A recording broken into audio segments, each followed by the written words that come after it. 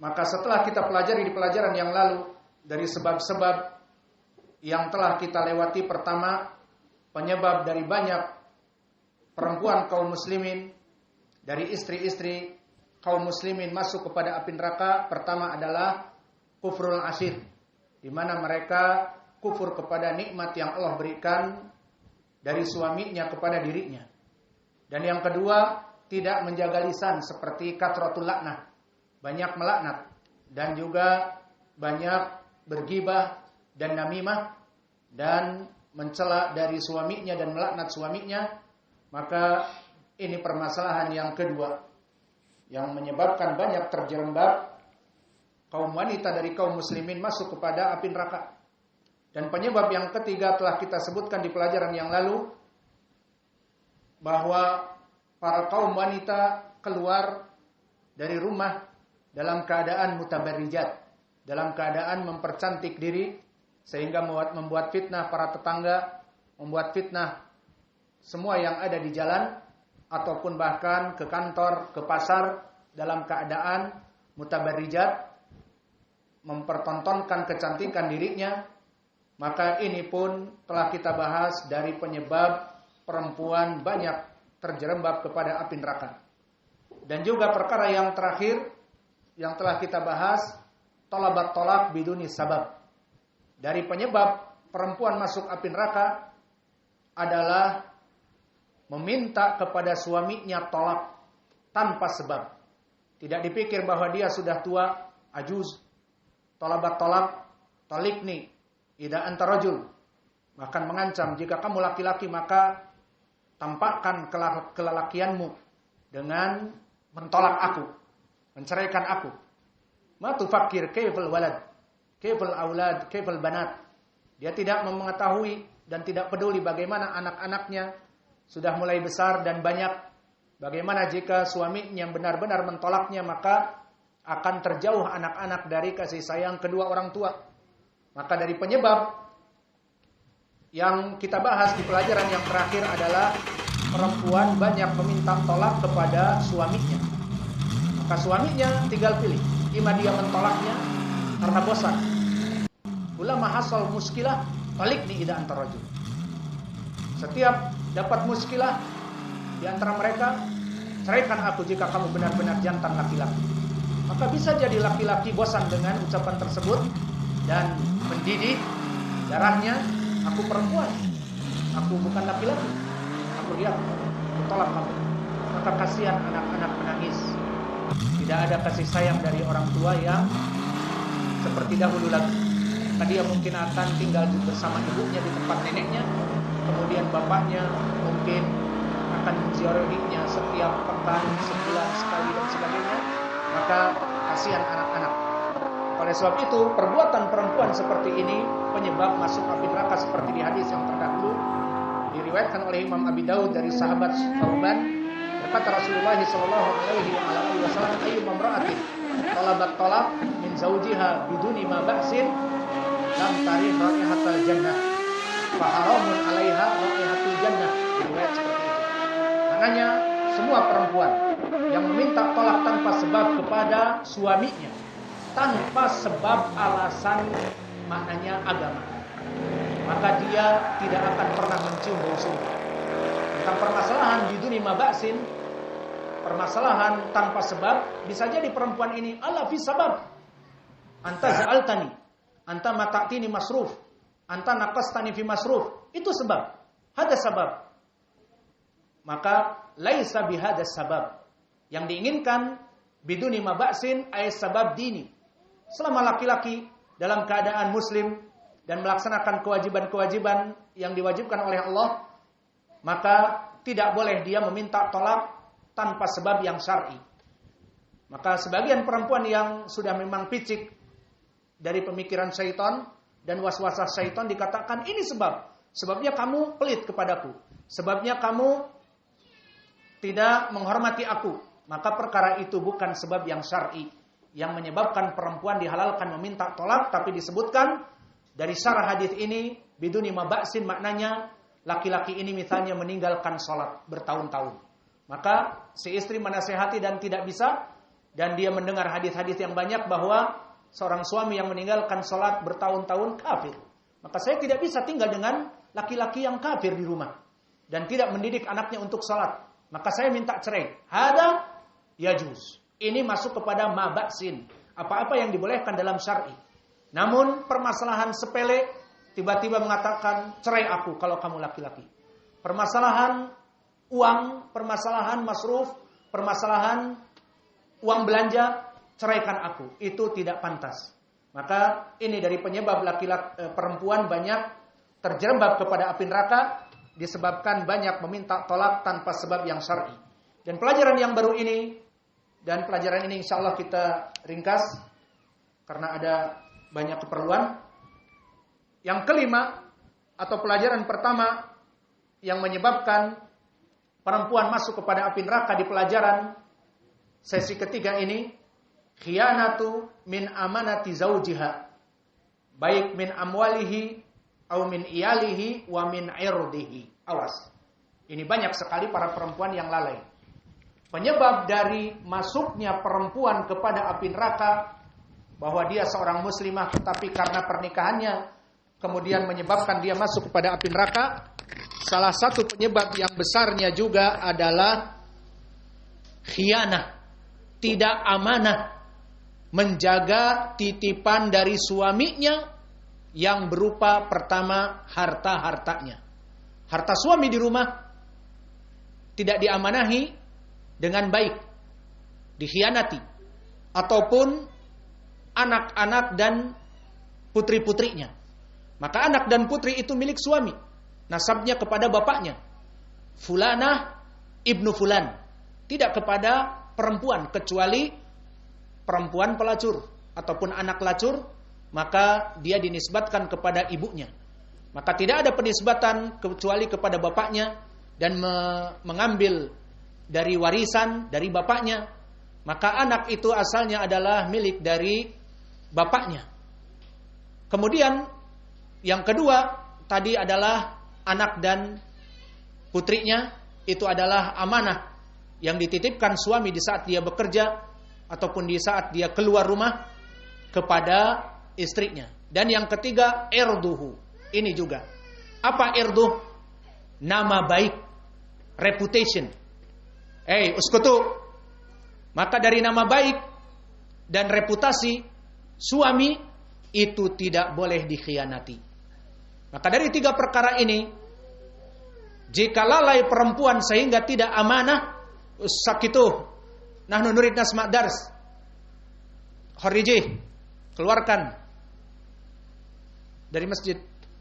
Maka di dalam hadis ini disebutkan, ataupun di dalam permasalahan yang penting ini disebutkan, pengkhianatan dari perempuan dari kepunyaan suaminya kembali kepada hartanya, dari uang, ataupun dari anak-anaknya, ataupun dari nama baiknya, ini penyebab terjerembabnya perempuan kepada api neraka, meskipun dia muslimah. Mana dalilnya? Hadis yang muttafaqun alaih dari Abdullah bin Umar. Berkata Rasulullah sallallahu alaihi wasallam, "Kullukum ra'in wa kullukum mas'ulun an ra'iyatihi. Wal mar'ah ra'iyatun ala baiti ba'liha wa waladihi wa hiya mas'ulatun anha." Maka seluruh yang mempunyai kepemimpinan, mengepalai kepada suatu perkara, dia akan dipertanyakan pertanggungjawabannya. Maka dah jelas laki-laki adalah pemimpin kepala keluarga secara keseluruhan. Sesuai Al-Quran, Ar-Rijal Qawwamuna 'alan Nisa, laki-laki adalah pemimpin bagi seluruh perempuan. Dari istri-istri, laki-laki itu pemimpin. Awas, jangan berani-berani memimpin laki-laki. Laki-laki adalah pemimpin. Jika diajak dalam kebenaran, ini tidak boleh. Jangan melaksanakan demikian selama mengikuti syar'i, wajib untuk ditaati.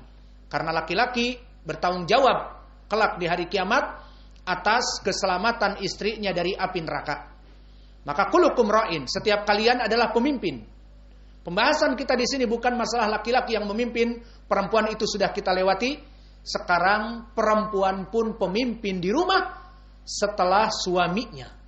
Maka di saat suaminya bekerja di ladang, di kantor, atau berdakwah 2 hari, 3 hari, maka semua yang ada di rumah tanggung jawab di tangan istrinya.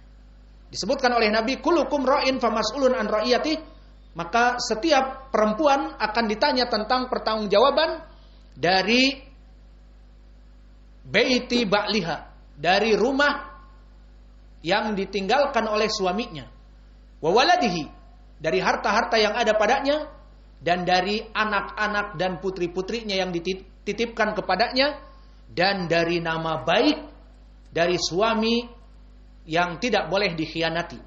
Wahia mas'ulatun anha, dan perempuan ini akan ditanya pertanggungjawaban.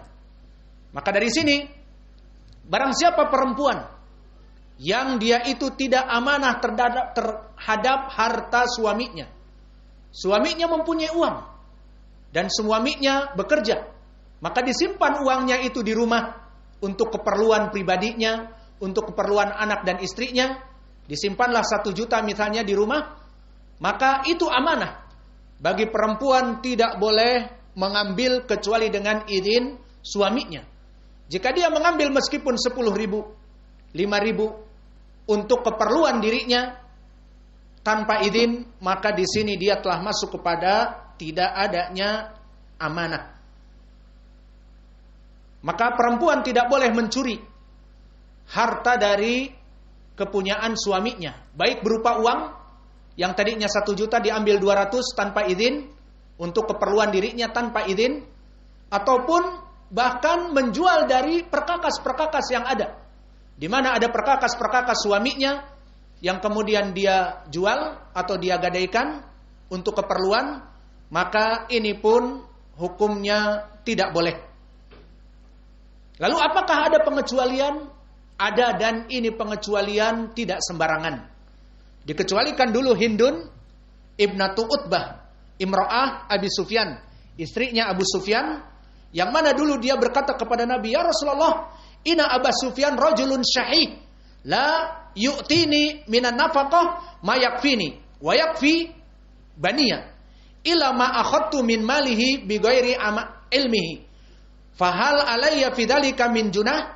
Faqala Rasulullah SAW, khudhi min malih bil ma'ruf ma yakfiki wa yakfi baitiki atau wa yakfi baniki. Maka dulu Hindun ibnu Utbah mengadu kepada Nabi tentang kepelitan Abu Sufyan, yang mana tidak memberikan uang yang cukup untuk belanja dia dan istrinya dan anaknya Muawiyah dan yang lainnya. Maka dia mengadu kepada Nabi, ya Rasulullah, bolehkah aku mengambil uang karena Abu Sufyan rajulun syahih, maknanya rajul yang sangat pelit sekali, dan dia kaya raya. Yang jadi masalah kaya raya tapi pelit, tidak memberikan apa yang mencukupi aku dan anakku.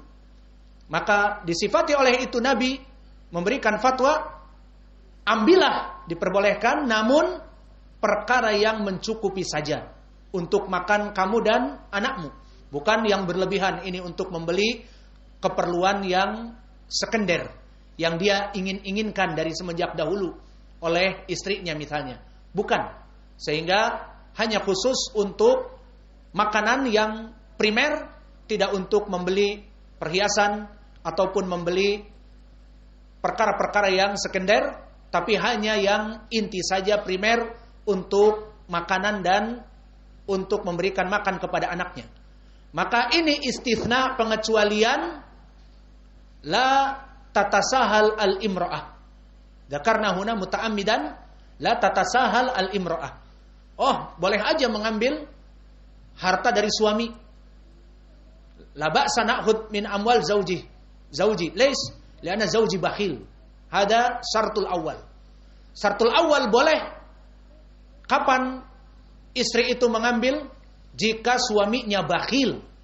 Walakin idza suaminya dalam keadaan baik dan tidak bakhil, apa yang dia inginkan dari uang untuk keperluan yang primer dan sekunder, bahkan membelikan jajan, membelikan tambahan dari uang yang dibutuhkan untuk perkara yang primer, maka suami ini baik dan memberikan sandang, pangan, papan, maka haram hukumnya seorang istri mengambil harta yang lebih tanpa izin. Karena suaminya tidak pelit. Fa idzan hada syartul awal rajulun syahih. Dan yang kedua, ini adalah pengaduan Hindun kepada Nabi. Hindun ma tatawalat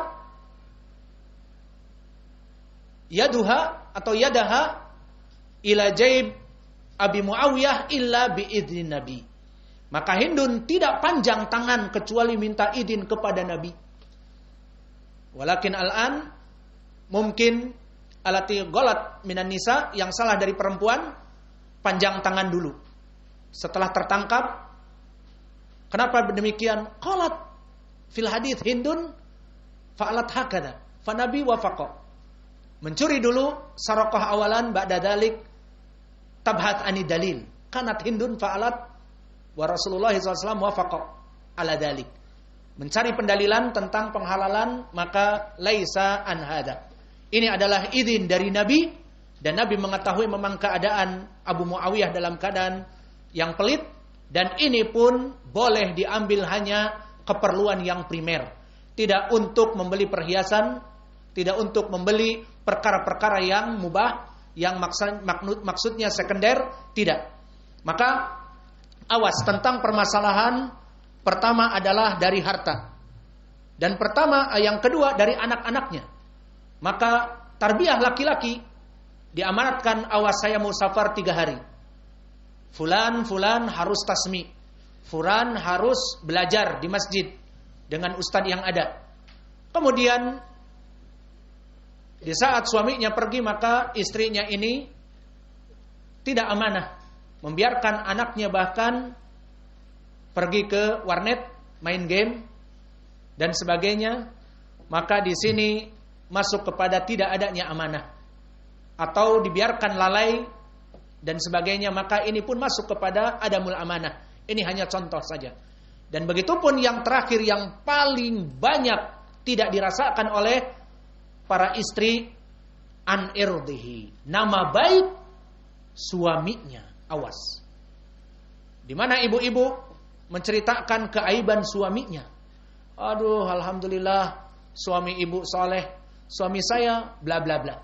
Di rumah melaksanakan dosa-dosa bla bla bla. Apa saja diceritakan, mulai dari pagi yang dilakukan oleh suaminya sampai malam. Bahkan menyebutkan perkara-perkara yang tersembunyi tentang hubungan antara suami istri pun keluar. Mr. P punya suami begini dan begitu. Haram. Dan itu wakil. Kami mendengar. Suami saya hanya sepekan sekali. Kif sampai khobar seperti itu. Disebutkan kepada istri yang lain. Ini adalah perkara yang haram. Maka ini amanah. Di mana perempuan tidak menyebarkan bahkan nama baik. Karena ini masuk kepada ghibah. Suaminya jika tahu akan marah. Kenapa menyebutkan perkara seperti ini? Perkara-perkara yang privacy. Dan bahkan perkara-perkara yang ada di rumahnya. Jangan disebutkan kepada yang lain. Apalagi tentang permasalahan pribadi. Maka di sini awas. Banyak dari perempuan-perempuan yang tidak menganggap perkara ini haram. Di saat sedang ngerumpi, di saat kumpul ibu-ibu, berbicara tentang suami, suami saya bla bla bla. Suami saya lain dengan suami ibu. Suami saya bla bla bla. Maka perkara-perkara itu juga menandakan tidak amanah. Jika perkara itu disebarkan, maka semua ibu-ibu tahu di kampung, atau ibu-ibu tahu di ma'had. Di ma'had semua ibu-ibu dan santriwati tahu tentang suaminya, maka ini adalah musibah. Tidak amanah. Maka setelah kita bahas tadi bahwa amanah ini harus dijaga, pertama harta dari suami, yang kedua anak-anak dan putri yang dititipkan suami kepada istrinya, dan yang ketiga nama baik. Awas. Jangan menyebarkan keburukan nama baik dari suaminya. Maka ini perkara yang menjadi amanah. Di hari kiamat akan dipertanyakan oleh Allah. Kemudian Di sana ada hadis yang menyebabkan perempuan masuk kepada api neraka karena masalah amanah ini. Mana dalilnya? Hadis yang diriwayatkan oleh Imam Al-Bukhari dan Muslim dari Maqil ibni Yasar. Berkata Rasulullah SAW, "Ma min abdin yastar'ihi ra'iyah yamutu yauma yamutu wa huwa ghashun li ra'iyatihi walam tarih ra'ihatal jannah." Diriwayat haramun ataupun haramallahu alaihi al-jannah. Haramallahu alaihi al-jannah.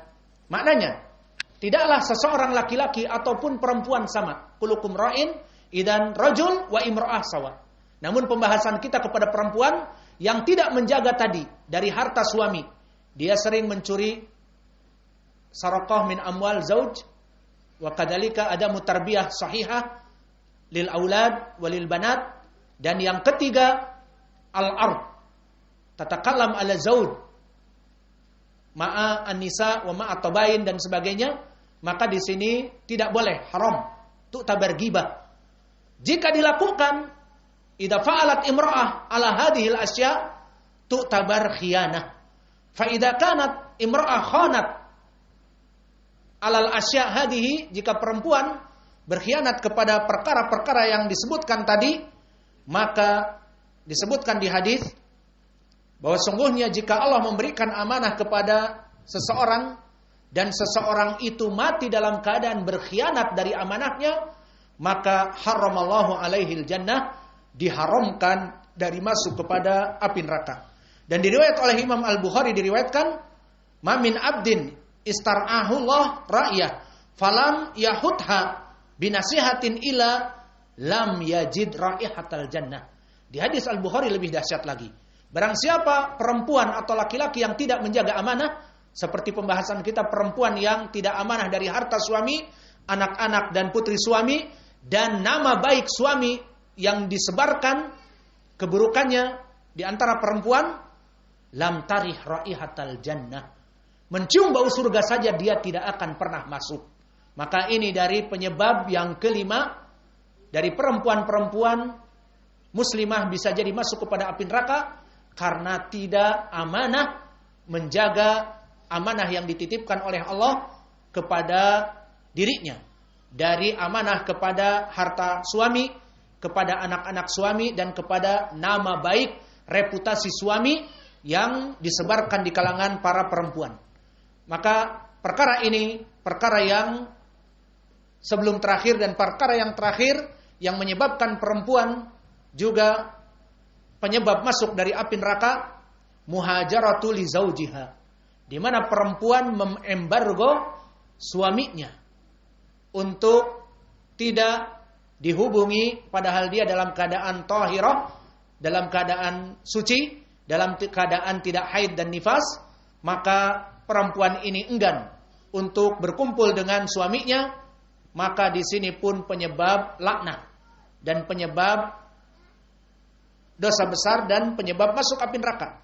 Pendalilannya seperti hadis yang muttafaqun alaih, idza da'a rajul imra'atahu ila firash fa'abat fabata ghadban 'alaiha la'natuh al-malaikah hatta tusbih. Dan diriwayat idza batat al-mar'ah muhajirah firashaha atau firasha zaujiha la'anathal malaikah hatta tarji'a.